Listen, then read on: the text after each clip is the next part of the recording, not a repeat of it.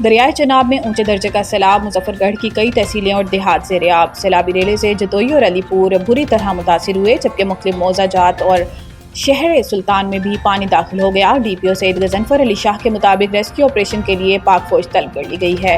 Punjab police, rescue 1122 اور تمام دیگر ضلعی ادارے ریسکیو آپریشن میں شریک ہیں، جبکہ ریسکیو 1122 کی 32 بوٹس حصہ لے رہی ہیں۔ ریسکیو 1122 کی جانب سے نشیبی علاقوں میں ایمرجنسی 4686 لوگوں کو ریسکیو کیا گیا۔ دریائے چناب میں پانی کی سطح مسلسل برقرار رہنے پر حفاظتی بندوں کی حالت انتہائی تشویشناک ہے، جبکہ رات گئے سے وقفے سے بارش کا سلسلہ بھی جاری ہے۔ دوسری جانب دریائے راوی اور دریائے ستلج میں اونچے درجے کی سیلابی صورتحال کے باعث اوکاڑا کے سیلاب زدہ علاقوں کے اسکولوں میں چھٹیوں کی توسیع ہو گئی۔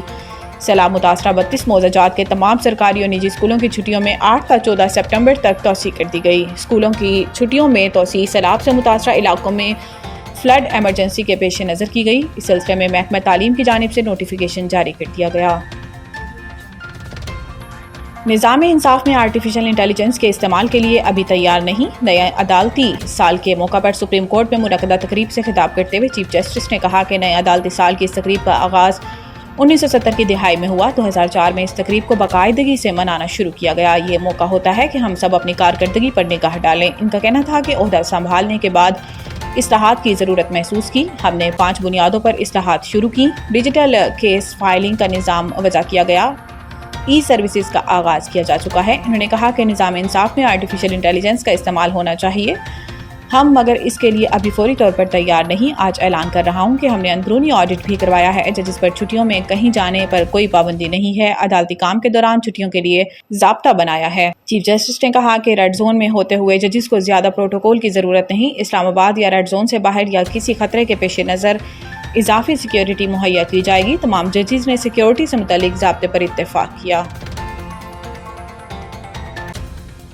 پاک بحریہ ملک کی محافظ اور ہمارے تابناک مستقبل کی معمار ہے، صدر وزیر اعظم کا پیغام۔ وزیر اعظم شہباز شریف اور صدر مملکت آصف علی زرداری نے یوم بحریہ کے موقع پر اپنے پیغام میں کہا کہ پاک بحریہ ملک کی محافظ اور ہمارے تابناک مستقبل کی معمار ہے، ہمیشہ قوم کا سر فخر سے بلند کیا۔ 1965 کی جنگ میں پاک بحریہ نے نئی تاریخ رقم کی۔ آپریشن سومنات دشمن کے لیے خوف کی علامت بنا۔ پاک بحریہ عالمی امن مشنز میں اہم کردار ادا کر رہی ہے۔ پاک بحریہ کی تاریخ بہادری کی داستانوں سے بھری ہوئی ہے۔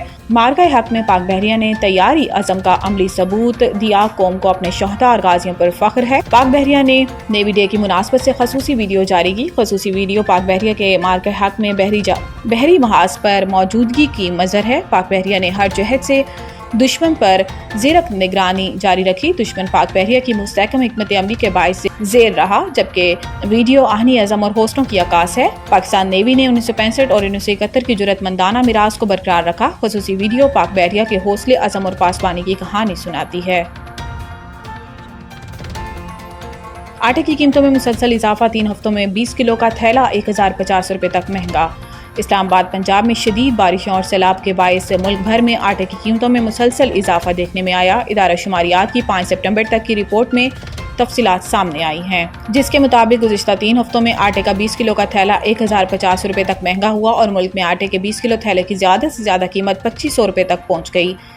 بنو میں آٹا 1050، پشاور اور لاڑکانہ میں 900 روپے تک مہنگا ہوا، جبکہ سکھر میں 840، لاہور میں 830، ملتان میں 826، گجرانوالہ اور سیالکوٹ میں 817، اسلام آباد میں 800، راولپنڈی اور کوئٹہ میں 740 روپے مہنگا ہوا۔ گزشتہ 3 ہفتوں میں بہاولپور میں آٹے کے 20 کلو تھیلے کی قیمت 866 روپے 67 پیسے تک بڑھ چکی ہے۔ کراچی میں آج اور کل موسلادھار بارشوں کی پیشن گوئی، اربن فلڈنگ کا خدشہ۔ ترجمان محکمہ موسمیات انجم نذیر زیکم کے مطابق ڈیپ ڈپریشن کا مرکز اس وقت سندھ کے تھر پارکر میں موجود ہے اور آئندہ 18 سے 24 گھنٹوں کے دوران تھوڑا کمزور ہو کر واپس ڈپریشن میں تبدیل ہوگا۔ سسٹم کا رخ سندھ کے وسطی علاقوں میں مغرب اور شمال مغرب کی جانب رہے گا۔ ترجمان کے مطابق آج سے 10 سپٹمبر تک مونسون نظام کے تحت کراچی، شہید بے نظیر آباد، ٹنڈو محمد خان، حیدرآباد، ٹنڈو الایار، جامشورو، ٹھٹھا اور بدین میں وقفے سے بارش کا سلسلہ برقرار رہ سکتا ہے۔ اس دوران کراچی سمیت دیہی سندھ کے مختلف اضلاع میں موسلادھار بارش متوقع ہے اور تیز بارشوں کے نتیجے میں اربن فلڈنگ کی صورتحال پیدا ہونے کے خدشات موجود ہیں۔ مالی مفاد حب الوطنی پر غالب، بھارت ایشیا کپ میں پاکستان سے کھیلنے پر آمادہ۔ گزشتہ مہینوں میں دونوں ممالک کے درمیان فوجی کشیدگی کے بعد بھارت میں ہندو انتہا پسندوں کی جانب سے پاکستان کے ساتھ کھیلوں کے بائیکاٹ کی مہم چلائی جا رہی تھی۔ تاہم کرکٹ ماہرین اور تجزیہ کار پہلے ہی کہہ چکے تھے کہ भारत के लिए पाकिस्तान का बाइकआउट करना महज नारों तक महदूद होगा, क्योंकि कोई भी ऐसा कदम उठाने से भारत को भारी माली नुकसान उठाना पड़ सकता है। जब हुबुल वतनी का शोर और बाइकआउट के नारे बिलाखिर माली मफादात के सामने दब गए और वही हुआ। दिलचस्प अमर ये है कि भारत ने लेजेंड्स चैंपियनशिप में पाकिस्तान से खेलने से इनकार कर दिया था, क्योंकि इस टूर्नामेंट में माली नुकसानात का कोई बड़ा खतरा मौजूद नहीं था। जबकि एशिया कप जैसे बड़े इवेंट में भारत ने तमाम बातों को बालाए ताक रखकर खेलने पर आमदगी जाहिर कर दी। याद रहे कि भारत और पाकिस्तान की टीमें 14 सितंबर को ग्रुप स्टेज में आमने सामने होंगी।